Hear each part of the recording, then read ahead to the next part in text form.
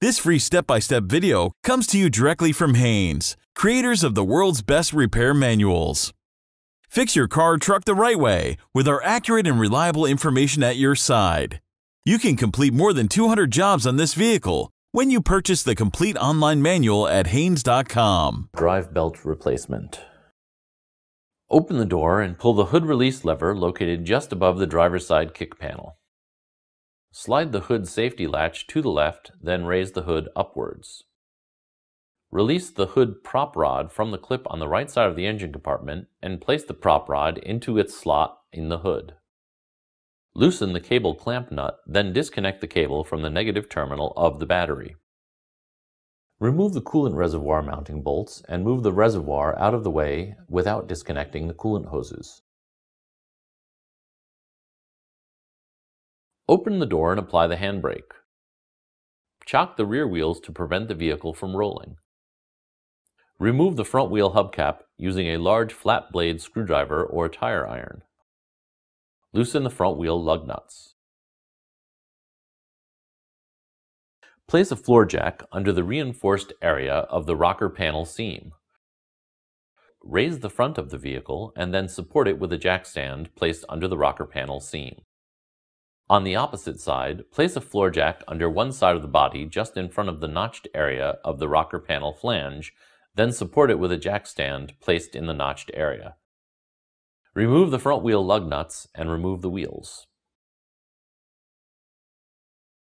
Remove the passenger side inner fender splash shield fasteners, then the shield for access to the drive belt tensioner. Place a wrench on the tensioner pulley center bolt and rotate it counterclockwise until the belt can be removed. Remove the belt and slowly release the tensioner.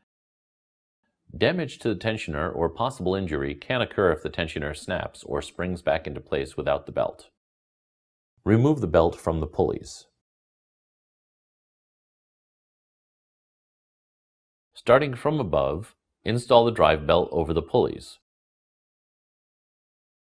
Working from below, slip the drive belt over the lower pulleys, then rotate the tensioner and make sure the belt fits properly into all of the pulley grooves. It must be completely engaged before allowing the tensioner to rotate back into place and removing the wrench. Reinstall the inner fender splash shield. Install the coolant reservoir and tighten the mounting bolts securely.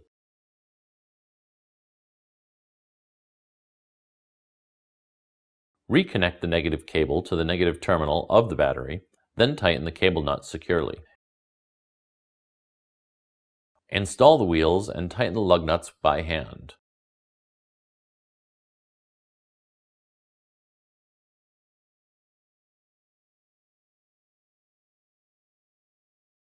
Raise one side of the vehicle at a time, remove the jack stands, and lower the front of the vehicle to the ground. Tighten the wheel lug nuts to the specified torque setting.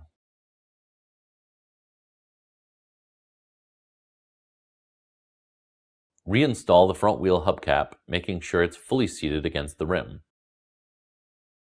When the battery has been disconnected and reconnected, the vehicle may experience abnormal driving symptoms while the computer relearns its adaptive strategy.